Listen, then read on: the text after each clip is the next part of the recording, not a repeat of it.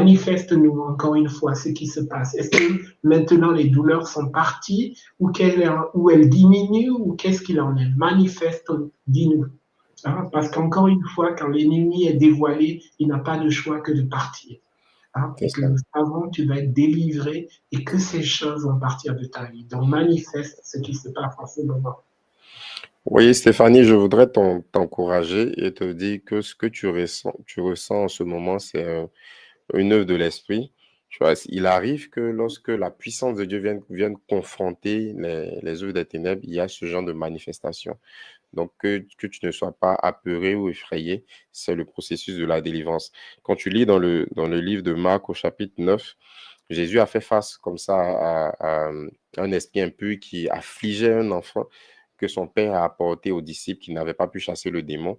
Et au verset 25, dans Marc chapitre 9, la Bible dit, Jésus, voyant accourir la foule, menaça l'esprit impur et lui dit, Esprit muet et sourd, je te l'ordonne, sors de cet enfant et n'y rentre plus. Et regarde ce qui va se passer au verset 26. La Bible dit, et il sortit, donc l'esprit, en poussant des cris et en l'agitant avec une grande violence.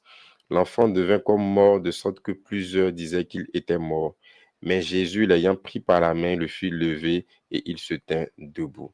Amen. Donc parfois, il arrive que lorsqu'on prend autorité comme ça sur des puissances, on puisse sentir des douleurs, comme une amplification de certains symptômes et tout ça. Mais quand on persévère, la présence de Dieu continue à agir et on est délivré, on est libéré. Alors ces signes que tu ressens, c'est juste...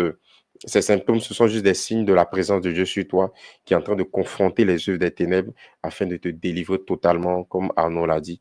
Et nous croyons que d'ici la fin de ce live, avant la fin de ce live, tu seras totalement délivré, libéré, restauré au nom de Jésus.